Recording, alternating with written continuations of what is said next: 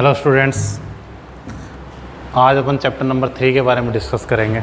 Class 12 के आव्यूह और मैट्रिक्स। हिंदी में आव्यूह भी होता है, मैट्रिक्स भी होता है।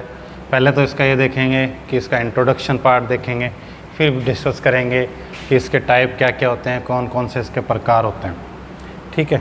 और फिर इसमें देखेंगे कि अपन इसके बीजगणितीय जो गुण हैं, जैसे अपन लें कि योग कैसे होगा, ठीक है, जैसे सब्सट्रैक्शन देखें, माइनस कैसे होगा, गुणा कैसे होगा, तो वो इसमें अपन डिस्कस करेंगे आव्यूह में क्या होता है। तो सबसे पहले तो ये देखते हैं कि आव्यूह क्या होता है।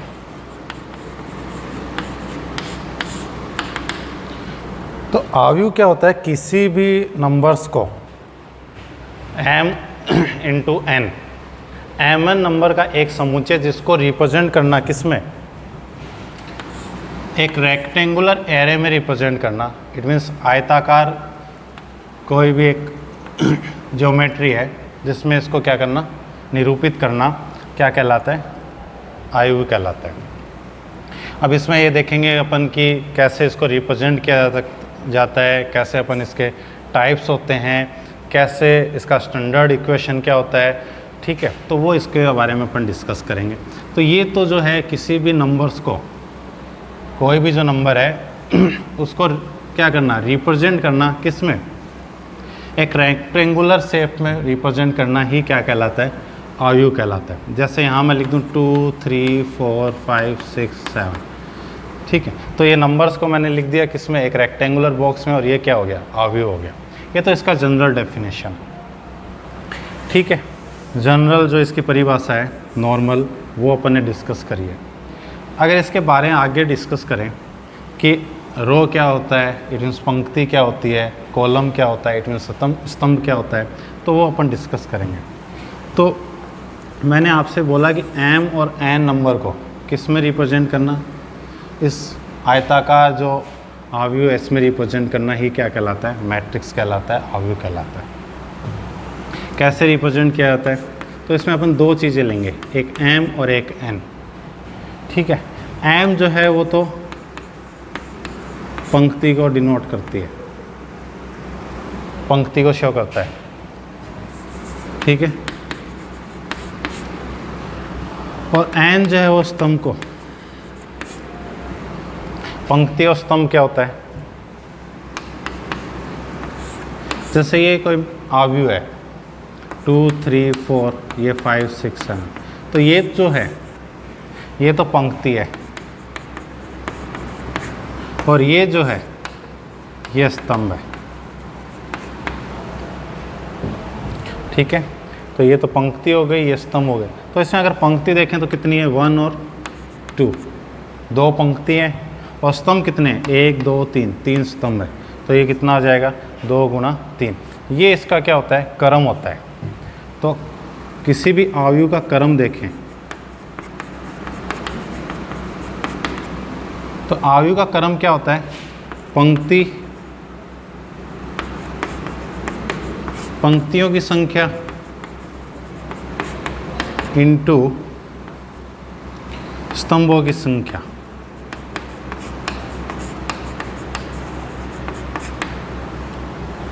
तो जैसे इसमें कितने पंक्ति हैं, 2 पंक्ति हैं, और स्तंभ कितने हैं, 3 हैं। तो ये कितना हो गया, 2 गुणा 3। तो इस आव्यूह का जो क्रम है वो कितना हो जाएगा, 2 गुणा 3 हो जाएगा, ठीक है। ये डिस्कस करने के बाद में, ये इसका इम्पोर्टेंट पोर्शन है, ध्यान रखना ये, ठीक है। जब अपन गुणा करेंगे तब सबसे ज़्यादा काम में आएगा ये। इसके बाद में अगर बात करें तो इसके टाइप्स के बारे में डिस्कस करें, और इसका उपयोग कहाँ कहाँ होता है। मैट्रिक्स का जो उपयोग है, यूज जो है, वो ज़्यादातर जो है कंप्यूटर साइंस में, कंप्यूटर इंजीनियरिंग में ज़्यादा यूज़ होता है, ठीक है। लीनियर इक्वेशन, जो आपके रैखिक समीकरण है, रैखिक समीकरण को हल करने में, ठीक है। कंप्यूटर विज्ञान में देखो, ये पूछता कोई नहीं है, लेकिन फिर भी पता होना चाहिए कि कहाँ कहाँ यूज़ होता है। कोई पूछ ही ले कि अगर इतना चीज़ें पढ़ रहे हो तो मैट्रिक्स में, ठीक है। तो ये काम कहाँ आती है, तो आपको पता होना चाहिए कि किसी भी रैखिक समीकरण को सोल्व करने में काम में आती है। कंप्यूटर साइंस में बहुत से ऐसे प्रोजेक्ट है जहाँ पे यूज़ कर में मैट्रिक्स जो है वो यूज़ होती है। ठीक है, तो ये जो है इसका नॉर्मल प्रोसेस है। इसके बाद में अगर डिस्कस करें इसके प्रकार के बारे में और थोड़ा सा इसका जो स्टैंडर्ड इक्वेशन जो पैटर्न जो होता है वो क्या होता है उसके बारे में, तो देखो माना ए जो है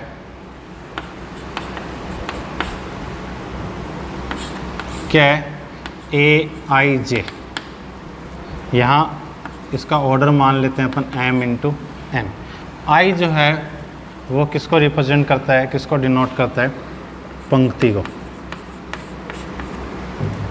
और जे जो है वो स्तंभ को। आई जो है पंक्ति को और जे जो है वो स्तंभ को। पंक्ति और स्तंभ में मैं डिफरेंस आपको बता चुका। जो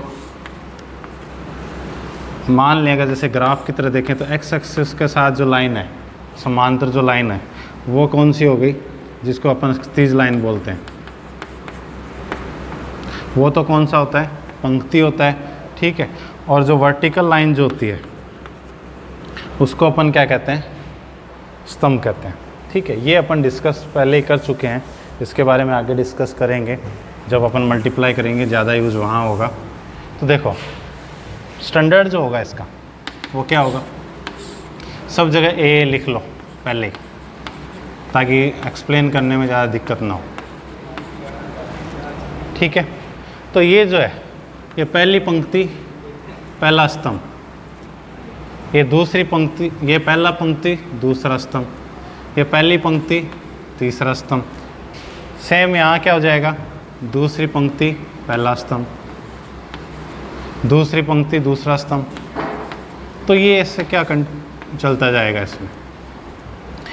यहाँ जो है ये इसका लास्ट जो एलिमेंट है वो होगा, जिसका ऑर्डर जो है, जिसका क्रम की बात करें अपन, वो क्या होता है m इंटू एन। यहाँ कितना है, 3 रोज हैं, 3 पंक्ति हैं और 3 ही क्या हैं, कॉलम है। तो ये कितना हो गया, 3 इंटू 3, 3 गुणा 3 की ये क्या हो गई, कोई मैट्रिक्स हो गई, कोई आव्यूह हो गया। ठीक है, अब इसके क्रम की बात अपन कर चुके, इसके अब टाइप्स के बारे में अगर डिस्कस करें, इसके कितने प्रकार होते हैं, क्या क्या होता है उसमें, वो अभी अपन डिस्कशन करते हैं। तो इसके प्रकार देखो, आव्यूह के प्रकार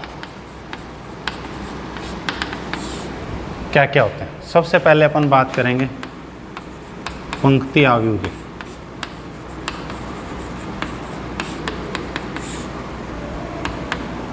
कि पंक्ति आव्यूह में क्या होता है। देखो पंक्ति आव्यूह में क्या होता है, सिर्फ एक ही पंक्ति होती है। पंक्ति जो होती है वो तो एक होती है, और स्तंभ जो है वो कितने भी हो सकते हैं, तो उसको अपन ने मान लिया n। ठीक है, अगर इसका क्रम देखें ए आई जे, इसका अगर क्रम देखें तो इसका क्रम क्या होगा, 1 मीन्स एक पंक्ति और n स्तंभ। एग्जाम्पल भी देख लो, एक पंक्ति होनी चाहिए, इट मीन्स एक ही क्षैतिज लाइन होनी चाहिए इसमें। तो 1, 2 और 3 ये तो इसके क्या हो गए, एलिमेंट हो गए। और इसमें स्तंभ कितने, 1, 2 और 3 स्तंभ है। तो इसका ऑर्डर हो गया 1 इंटू 3, जो क्रम है इसका वो कितना हो गया, 1 इंटू 3। तो ये हो गया आपका पंक्ति आव्यूह। दूसरा अगर बात करें अपन इसमें प्रकार की, तो वो होता है स्तंभ आव्यूह।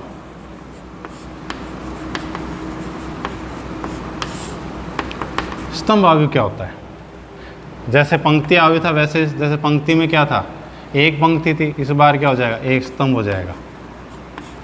स्तंभ तो एक होगा और पंक्ति जो है वो कितनी भी हो सकती है, इसलिए उसको मान लिया अपन ने m। तो ये स्तंभ आव्यूह हो गया। इसका एग्जाम्पल अगर लें, कोई उदाहरण देखें तो देखो ये लिख दिया अपन ने 1, 2 और 3। तो ये क्या हो गया, इसमें रो कितनी है, 1, 2 और 3। लेकिन अगर स्तंभ देखें तो वो कितना है, एक ही है।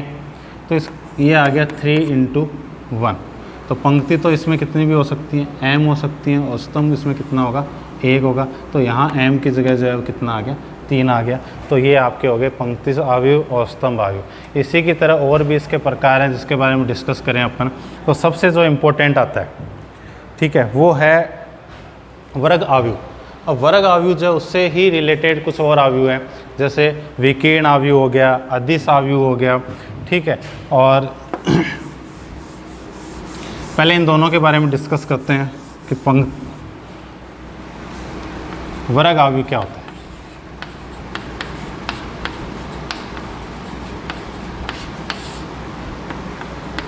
वर्ग आव्यूह देखें तो वर्ग आव्यूह में क्या होता है, पंक्तियों की संख्या जो है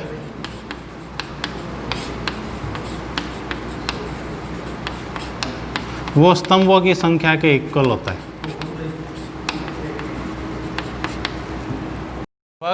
वर्ग आव्यूह डिस्कस कर रहे थे। वर्ग आव्यूह में क्या था, पंक्तियों की संख्या जो है वो क्या होना चाहिए, स्तंभों की संख्या के बराबर होना चाहिए। जैसे अपन लें तो ए जो है वो अपन ने मान लिया, जैसे ये है 2, ये 3, ये 4 और ये 5, ठीक है। बी अपन को माने तो 3, 2, 4, 5, ठीक है। तो ये ए का मैट्रिक्स है, ये बी का आव्यूह है। दोनों का अगर जोड़ें अपन तो कितना है, सॉरी दोनों की अगर बात करें तो देखो इसमें जो पंक्तियों की संख्या जो है वो किसके इक्वल है, स्तंभों की संख्या के बराबर है। यहाँ भी देखो पंक्तियों की जो संख्या है वो स्तंभों की संख्या के क्या है, बराबर। तो ये दोनों ही जो मैट्रिक्स हैं ये दोनों ही कोई कैसे मैट्रिक्स होंगी, वर्ग आव्यूह होंगे या वर्ग मैट्रिक्स होंगे। मतलब क्या हुआ कि वर्ग मैट्रिक्स में सबसे इम्पोर्टेंट ये होता है कि पंक्तियों की संख्या जो है वो स्तंभों की संख्या के बराबर होना चाहिए, ठीक है। इसी के अगर आगे की बात करें प्रकार की, तो अपन बात करते हैं विकीर्ण आव्यूह। विकीर्ण आव्यूह क्या होता है, जैसे विकीर्ण के जो एलिमेंट जो है वहाँ पे कोई ना कोई वैल्यू होगी, लेकिन उसके अलावा जितने भी एलिमेंट हैं वो सारे क्या होंगे, 0 होंगे। जैसे अगर कोई एग्जांपल लें अपन, तो जैसे ये 2, 0, 3, 0, तो देखो ये इसका डायगोनल होता है। ध्यान रखना कि जब भी अपन वर्ग आव्यूह की बात करते हैं तो डायगोनल हमेशा ऐसे ही होगा, ये मत मान लेना, क्योंकि कईयों की आदत होती है कि सर आयत में जो विकीर्ण होता है वो इधर भी होता है और इधर भी होता है, तो ये दोनों ही तो विकीर्ण हुए। नहीं, ऐसा नहीं होता। वर्ग का विकीर्ण जो होता है सिर्फ इसी फॉर्म में होता है, इस साइड ही होता है। तो विकीर्ण के देखो एलिमेंट यहाँ 2 और 3 है, बाकी जो है वो कितने हैं, 0 है, ये 0 है। तो विकीर्ण आव्यूह में क्या होते हैं, विकीर्ण के एलिमेंट कुछ होंगे और बाकी जितने भी एलिमेंट होंगे वो सारे क्या होंगे, 0 होंगे। तो अगर इसको अपन लिखें इक्वेशन की फॉर्म में, तो ए आई जे, आई क्या होता है पंक्ति और जे क्या होता है स्तंभ। तो ये जो है किसके इक्वल है, देखो यहाँ जो क्रम है वो 2 × 2 का क्रम है। तो इसमें देखो ये दोनों एलिमेंट तो क्या है, नॉट इक्वल टू 0 है, ये दोनों ही क्या है, 0 के बराबर नहीं है। और बाकी के जो हैं, लेकिन किस कंडीशन में, जब i = j के बराबर हो। लेकिन अगर दूसरा केस देखें तो aij 0 है, कब 0 है, जब i और j दोनों आपस में इक्वल नहीं है। तो ये क्या हो गया, विकीर्ण आव्यूह हो गया आपका। इसके अलावा अगर बात करें अपन अदिश आव्यूह,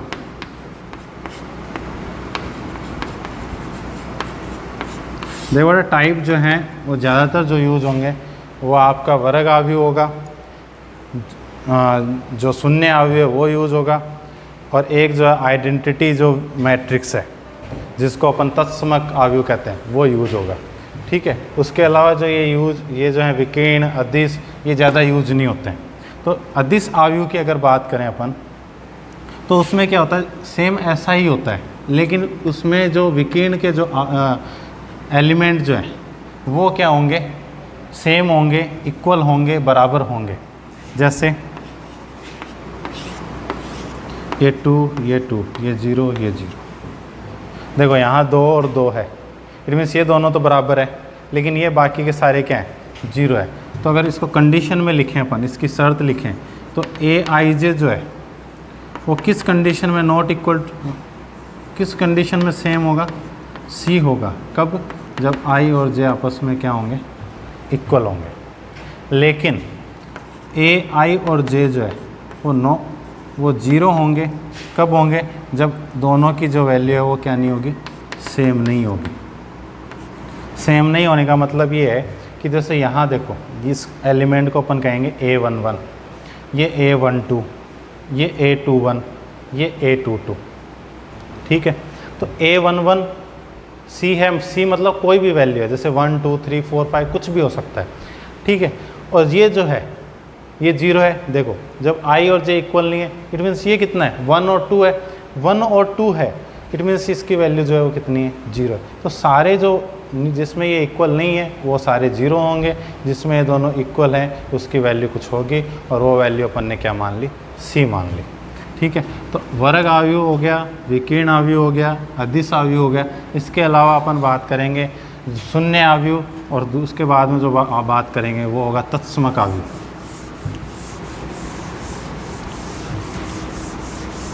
देखो शून्य आव्यूह और तत्समक आव्यूह में क्या होता है, सबसे पहले अपन बात करते हैं शून्य आव्यूह की।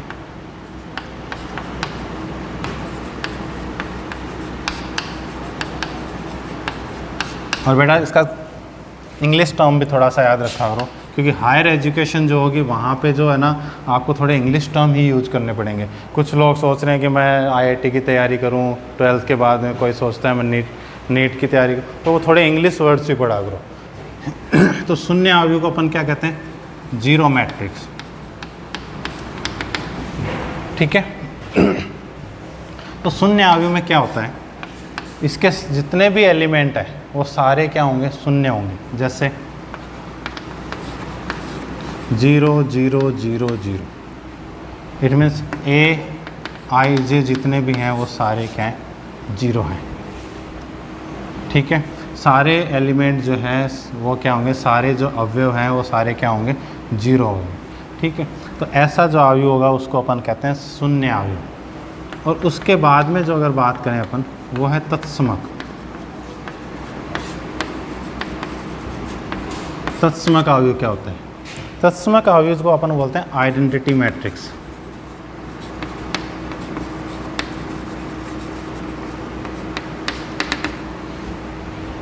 तत्समक आव्यूह में क्या होता है, जैसे a मान लिया अपन ने, Aij, और यहाँ m इंटू n। देखो शून्य आव्यूह, तत्समक आव्यूह, ये अपन जैसे आपको क्वेश्चन में दे रखा है उसी के अकॉर्डिंग यूज करते हैं। जैसे यहाँ पे अगर ये 3 बाई 3 का दे रखा है तो अपन 1 0 0 0 0 1 0 और 0 0 1 यूज करते हैं। अगर 2 बाई 2 का दे रखा है तो अपन 1 0 0 1 यूज करते हैं। तो होता क्या एक्चुअल में, आइडेंटिटी जो मैट्रिक्स होती है उसमें विकीर्ण के जो अवयव होते हैं वो तो 1 1 होते हैं, और बाकी जो दोनों अवयव हैं वो क्या होते हैं, शून्य होते हैं। तो इसको अगर लिखें अपन कंडीशन की फॉर्म में, तो Aij 1 होगा।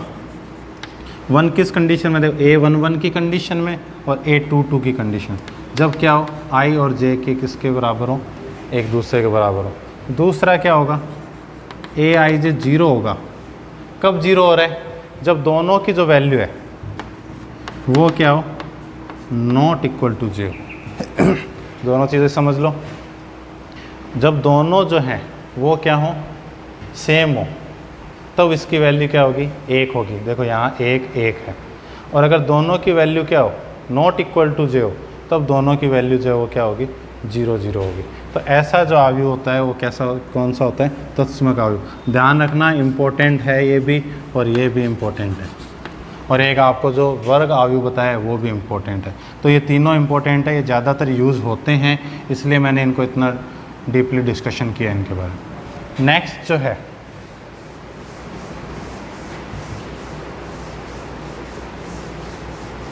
दो मैट्रिक्स और होते हैं, एक ऊपरी त्रिभुजाकार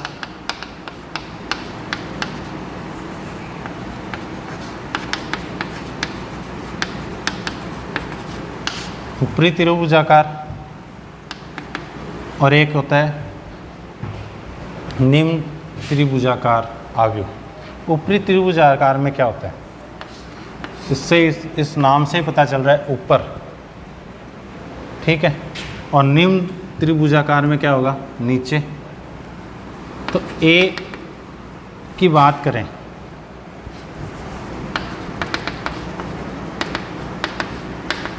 इसको अगर इंग्लिश में बोलते हैं तो अपन बोलते हैं अपर ट्राइंगुलर, और वो हो गई लोअर ट्राइंगुलर। अपर ट्राइंगुलर में क्या होता है, या ऊपरी त्रिभुजाकार में क्या होता है, जैसे ऊपर के जितने भी एलिमेंट हैं, जैसे 1 2 3 इस डायगोनल के, मैंने कहा एक ही डायगोनल होता है, ये याद रखना, एक ही विकीर्ण होता है किसी भी मैट्रिक्स में, ठीक है। ये 3, ये 5, ये 4 और ये 0। तो जहाँ जहाँ i की वैल्यू j से बड़ी है, i की जो वैल्यू है वो j से बड़ी है, वहाँ पे वो नॉट इक्वल टू 0 है।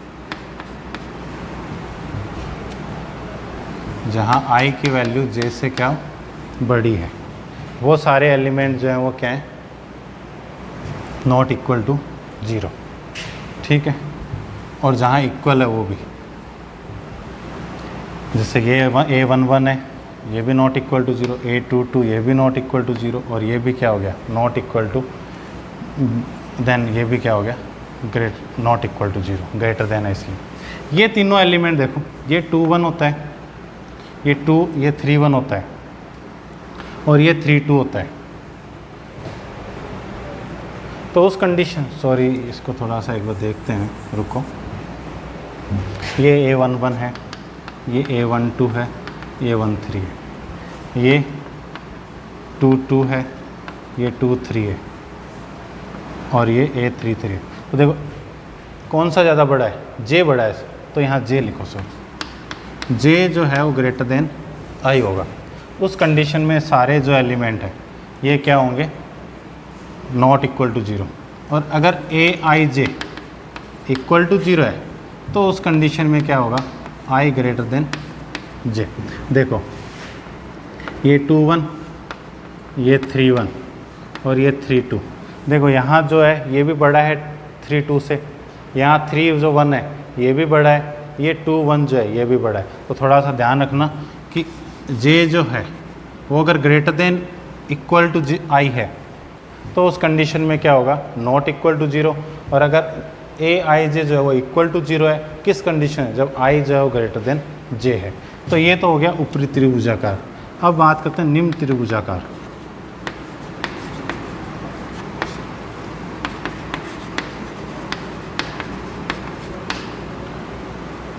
आव्यूह।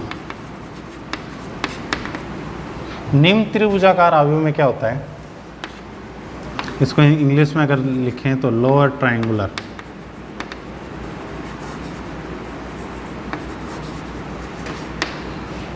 सेम ऐसा ही होगा। निम्न का मतलब क्या होगा, नीचे के एलिमेंट कुछ होंगे और ऊपर के जितने भी एलिमेंट हैं वो क्या हो जाएंगे, 0 हो जाएंगे। तो इसको अगर लिखें तो 1 2 3 4 5 6 0 0 0।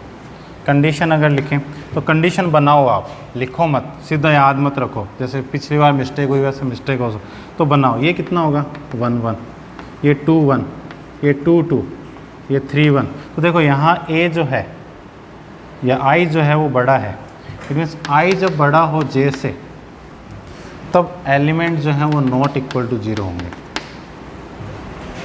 समझ गए। और अगर J जो है वो बड़ा है किससे, I से, तो उस कंडीशन में Aij जो है वो इक्वल टू 0 होगा। देखो इसमें भी अपन ने डिस्कस किया, लेकिन मिस्टेक होने के चांसेस रहे। क्यों रहे, क्योंकि अपन ने इसके मैट्रिक्स पे डिस्कशन नहीं किया। इसलिए पहले मैट्रिक्स को देख लो, उसके अकॉर्डिंग ही आप क्या लिखो, कंडीशंस को लिखो, अदरवाइज मत लिखो उस कंडीशंस को, ठीक है। वैसे ये दोनों ही यूज़ नहीं होती है, मैं पहले बता देता हूँ, ये दोनों ही आपके काम नहीं आएंगे, बट फिर भी आपको पता होना चाहिए कि लोअर ट्रायंगुलर क्या होता है और अपर ट्रायंगुलर मैट्रिक्स क्या होता है।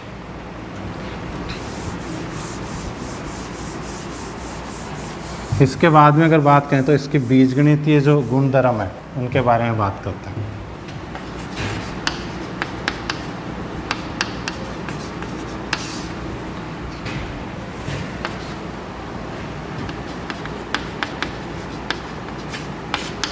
Algebraic property.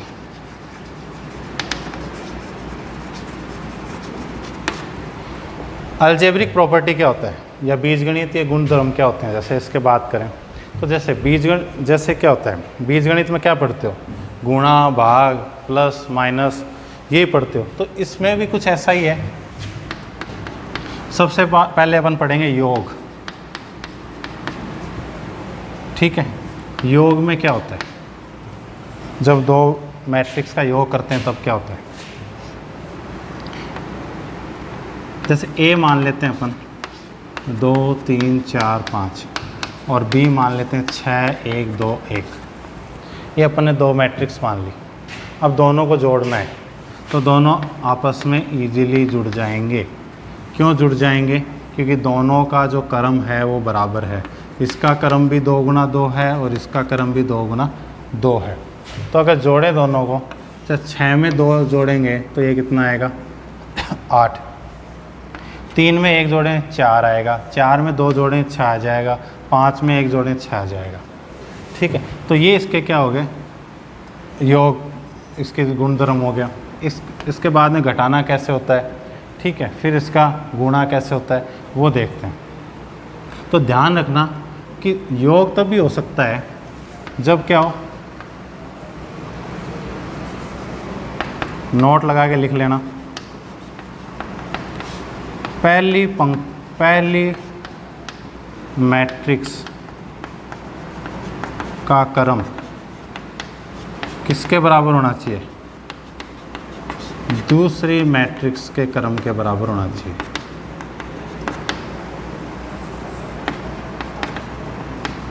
पहली मैट्रिक्स का क्रम दूसरी मैट्रिक्स के क्रम के क्या होना चाहिए? बराबर होना चाहिए। तब ही वो क्या हो सकते हैं? जुड़ सकते हैं। योग को जोड़ना भी लिख देता हूँ मैं ताकि मिस्टेक ना हो, भूलो नहीं आप। फिर अपन बात करते हैं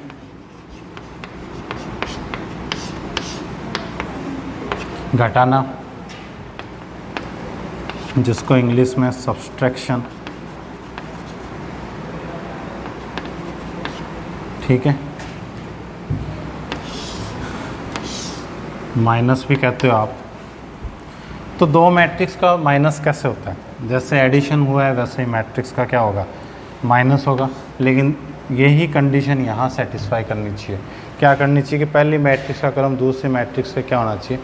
बराबर होना चाहिए। तो पहली मैट्रिक्स को अपन ने मान लिया A माइनस B। अगर करें तो देखो इसी को यूज़ करें अपन, तो 2 minus 6 minus 4, 3 minus 1 2, 5 minus 2 2, 5 minus 1 4। तो ये दोनों मैट्रिक्स का क्या हो गया? घटाने का क्रम हो गया। तो जबकि ऑर्डर दोनों का क्या है? सेम है, इसीलिए वो घट सकते हैं। और जब दो मैट्रिक्स को घटाते हैं तो उसके ऑर्डर पे कोई फ़र्क नहीं पड़ता। इसका ऑर्डर जो वो 2/2 का ही रहेगा। ठीक है, लास्ट जो टॉपिक है इसके बारे में,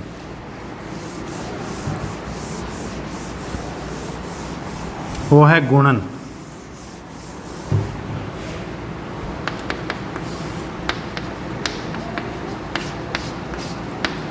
गुणन क्या होता है? सबसे इम्पोर्टेंट है ये। इम्पोर्टेंट क्यों है? क्योंकि अगर दो मैट्रिक्स को अगर आपको गुणा करना नहीं आया तो मैट्रिक्स में आपको 5th चैप्टर नहीं आएगा। इट मीन्स बुक्स में जो आपका 5th चैप्टर है, कि पूरा का पूरा जो है वो रिलेटेड जो है वो 3rd चैप्टर से ही है, आयु से रिलेटेड है। इसलिए गुणन आपको आना सबसे इम्पोर्टेंट है। ठीक है, और उसके लिए सबसे पहली कंडीशन क्या है? देखो, गुणन तब भी कर सकते हैं अपन जब पहली मैट्रिक्स जो होती है, पहली आयु का स्तंभ जो है वो बराबर हो किसके? दूसरी आयु के पंक्ति के। तब भी क्या कर सकते हैं अपन? गुणा कर सकते हैं। जैसे मैं एक छोटा सा एग्जांपल ले रहा हूँ, ये 1 और ये 2, और B ले रहा हूँ मैं 2 और 1। क्रम आपको पता होना चाहिए। ये तो क्या होती है? पंक्ति। और ये क्या होते हैं? स्तंभ। तो पंक्ति तो इसमें कितनी है? 1। स्तंभ कितने हैं? 2। अब इसकी बात, इसमें पंक्ति तो कितनी है? 2 और स्तंभ कितना है? 1। ठीक है, तो मैंने कहा दो मैट्रिक्स तभी क्या हो सकती है, गुणा हो सकती है जब पहली पंक्ति का स्तंभ, तो इसका स्तंभ कितना है, 2 है। दूसरी पंक्ति, दूसरी आयु के पंक्ति, इसकी पंक्ति कितनी है, 2, तो दोनों आपस में इक्वल है। इट मीन्स ये गुणा हो सकते हैं, और गुणा हो सकते हैं तो इन दोनों को ही एलिमिनेट कर देंगे अपन, और एलिमिनेट कर देंगे इट मीन्स प्रतिस्थापन कर देंगे या विलोपन कर देंगे इनका। विलोपन करने के बाद में आपके पास जो क्रम आता है वो यहाँ लिख देंगे। तो ये क्रम कितना आया, 1 × 1, ठीक है, ये 1 यहाँ रह गया, ये 1 यहाँ है। अब देखो ये 1 है, ये 2 है, ये 2 है, ये 1 है।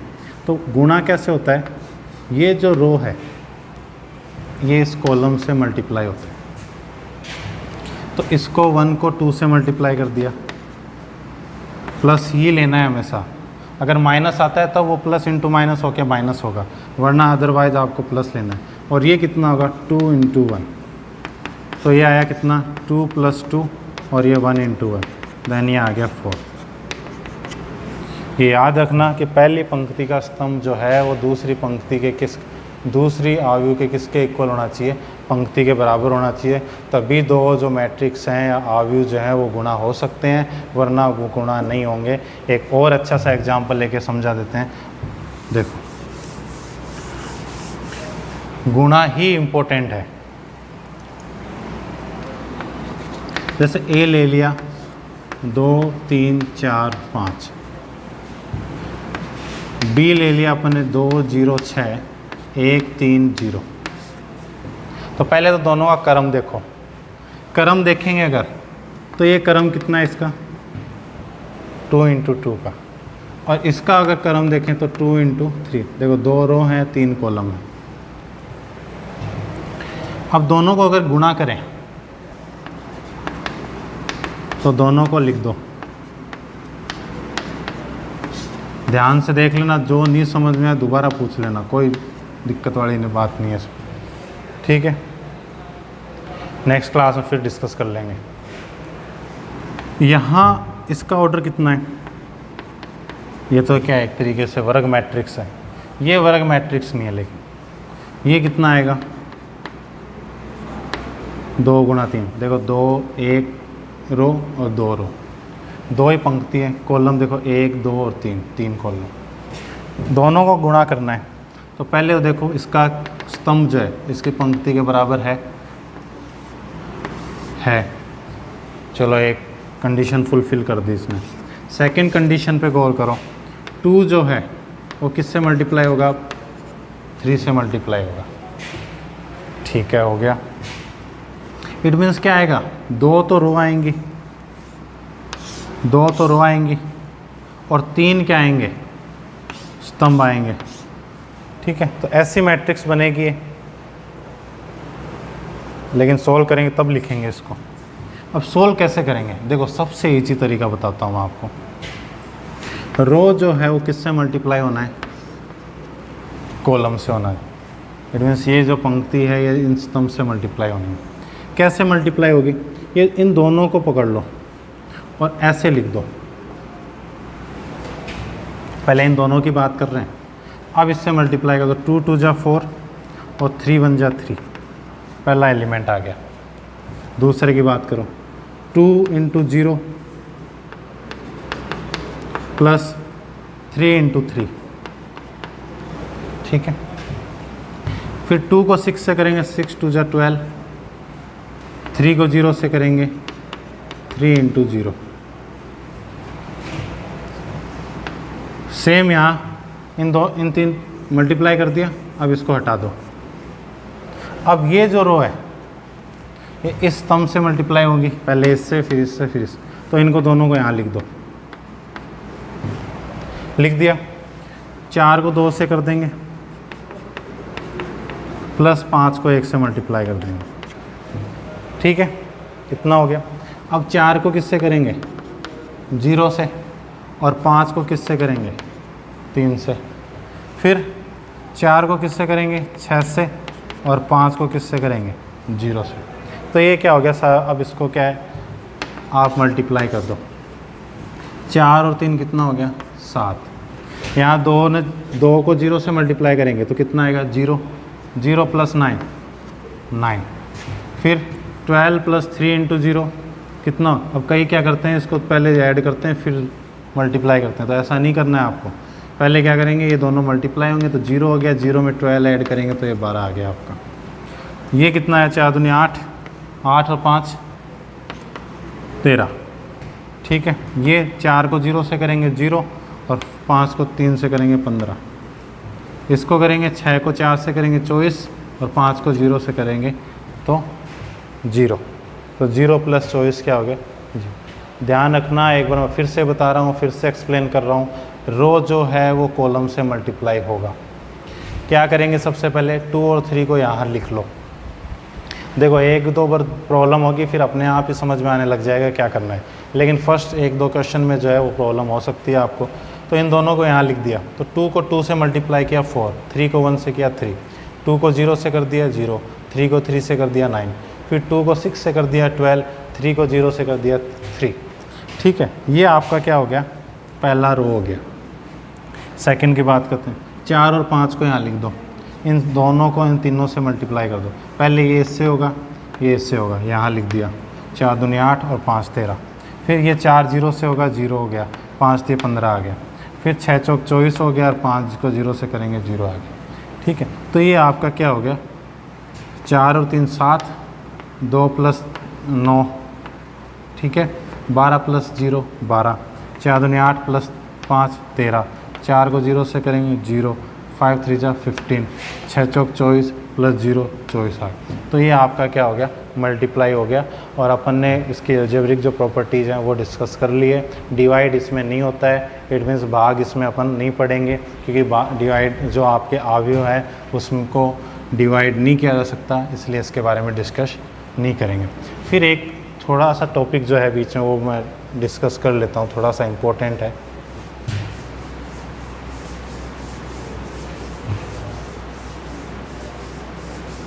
दो मैट्रिक्सों की तुलना करें, फिर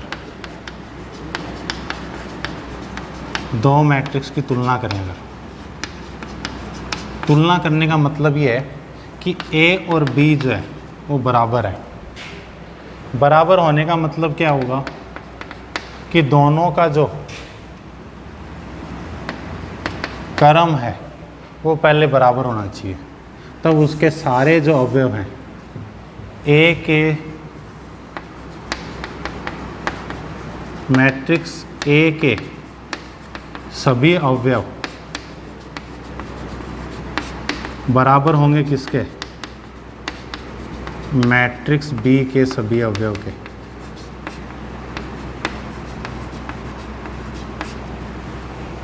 मैट्रिक्स A के जितने भी अवयव है ना वो बराबर होंगे मैट्रिक्स B के अवयव के। जैसे आपको एक्सप्लेन कर, एक एग्जांपल लेके एक्सप्लेन कर रहा हूँ मैं। जैसे लिख दिया 1 2 3 4 और एक लिख दिया x 2 0 y 3y, ठीक है। देखो 2 जो है वो 2 के इक्वल है, 3 जो है वो 3 के इक्वल है, और इसने कहा है कि दोनों जो मैट्रिक्स हैं वो आपस में इक्वल है, ठीक है। इक्वल है इट मीन्स तुलना की जा सकती है। मैंने पहले कहा है कि मैट्रिक्स को कभी भी सोल्व नहीं किया जा सकता, सिर्फ क्या की जा सकती है, उनकी तुलना की जा सकती है। तो जब इनकी तुलना करें तो x किसके बराबर आएगा, 1 के बराबर आएगा, तो x के बराबर 1 आ गया। फिर y की अगर तुलना करें तो y के बराबर कितना आ गया, 4 आएगा, तो y बराबर 4 आ गया, ठीक है। तो दो मैट्रिक्स की अगर तुलना करनी होती है तो उसमें क्या होंगे, मैट्रिक्स A के सभी अवयव जो है वो मैट्रिक्स B के सभी अवयव के क्या होंगे, इक्वल होंगे। तो इक्वल होंगे उस कंडीशन में देखो क्या होगा कि 1 जो है वो x के इक्वल हो गया, 2 जो है वो 2 के इक्वल हो गया, 3 जो है वो 3 के इक्वल हो गया और 4 जो है y के। तो यहाँ से अगर x इक्वल टू क्या आ गया, 1 आ गया, और y इक्वल टू कितना आ गया, 4 आ गया। तो ये आपका क्या हो गया, दो मैट्रिक्स की तुलना हो गई। इसके बाद में अपन ने जो है वो पढ़ेंगे सममित और विषम सममित, ठीक है। उसको आप नेक्स्ट क्लास में डिस्कस करेंगे। आज के लिए इतना ही, ठीक है। Thank you.